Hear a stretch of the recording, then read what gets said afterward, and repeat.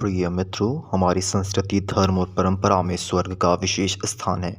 यह एक ऐसी अवधारणा है जिसे सुख, शांति और मोक्ष का प्रतीक माना जाता है। हमारे धर्म ग्रंथों में स्वर्ग को उस स्थान के रूप में चित्रित किया गया है जहां व्यक्ति अपने पापों से मुक्त होकर अनंत आनंद का अनुभव करता है। लेकिन प्रश्न यह है कि स्वर्ग जाने का असली हकदार कौन होता है? क्या इसे प्राप्त करने के लिए केवल धर्म प्राप्त करना पर्याप्त है, या इसके पीछे की कुछ गहरी समझ छिपी है? आइए जानते हैं। हमारे धर्म ग्रंथों में बताया गया है कि धर्म और सत्कर्म स्वर्ग जाने का एक मुख्य मार्ग है।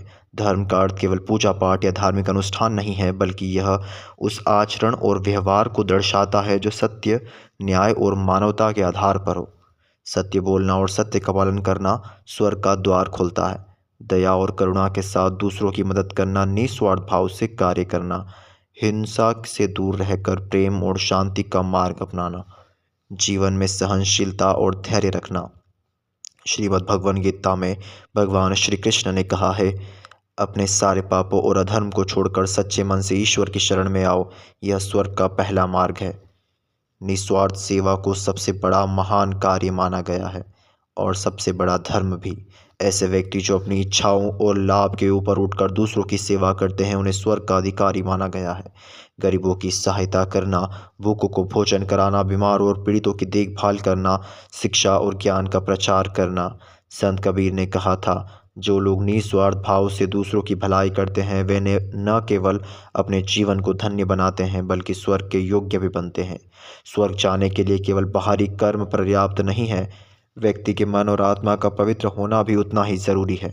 लोभ, लालच और ईर्ष्या से दूर रहना, अपने विचारों और भावनाओं पर नियंत्रण रखना, दूसरों की गलतियों को माफ करना और बदले की भावना न रखना। यदि हमारी आत्मा पवित्र नहीं है तो बाहरी कर्म का कोई महत्व नहीं है। महात्मा गांधी ने कहा था, पवित्रता का सच्चा मापदंड आपके विचार और कर्म है। ज्ञान को स्वर्ग प्राप्ति का महत्वपूर्ण माध्यम माना गया है। वह ज्ञान जो सत्य, धर्म और आत्मा की खोज से जुड़ा हो। यह जानना कि हम कौन हैं, हमारा उद्देश्य क्या है और हमारा ईश्वर से क्या संबंध है। महान व्यक्तियों के संग से ज्ञान प्राप्त करना, आत्मा की शुद्धि और मन की शांति के लिए ध्यान करना।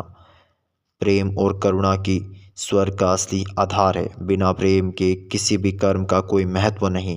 अपने परिवार, दोस्तों और समाज से प्रेम करें। सभी प्राणियों के प्रति करुणा और सहानुभूति रखें। जाति, धर्म और रंग के ऊपर उठकर सभी को समान दृष्टि से देखें। प्रेम वह शक्ति है जो स्वर्ग को धरती पर ला सकती है। स्वर्ग जाने के लिए जरूरी है कि व्यक्ति अपने पापों का त्याग करे और अधर्म से बचे। झूठ, चोरी और हिंसा से दूर रहें। दूसरों को हानि पहुंचाने से बचें। अपनी गलतियों को स्वीकारें और उन्हें सुधारें। पापों का त्याग किए बिना स्वर्ग का सपना देखना व्यर्थ है। जो व्यक्ति अपने भीतर के अंधकार को मिटाता है, वही स्वर्ग का अधिकारी होता है। भक्ति को स्वर्ग प्राप्ति का सबसे सरल और पवित्र मार्ग माना गया है। सच्चे मन से ईश्वर का स्मरण करें, उनके प्रति समर्पण का भाव रखें, नियमित रूप से प्रार्थना और ध्यान करें। कर्म का सिद्धांत हमारी संस्कृति का मूल आधार है। गीता में कहा गया है, अर्थात केवल कर्म पर तुम्हारा अधिकार है, पर फल पर नहीं। जो व्यक्ति अपने कर्तव्य को निष्ठा और ईमानदारी से निभाता है, वह स्वर्ग का असली हकदार होता है। जीवन को व्यर्थ न जाने दें। अपने कार्यों और लक्षणों को ऐसा बनाएं जो समाज और मानवता के लिए लाभकारी हो। अपने जीवन में सकारात्मकता का बदलाव लाएं। अपने अनुभवों से दूसरों को प्रेरित करें। अपने समय और ऊर्जा का सही उपयोग भी करें। हमेशा विनम्र रहें, दूसरों की भावनाओं का सम्मान करें। अपनी सफलता और उपलब्धियों पर गर्व न करें।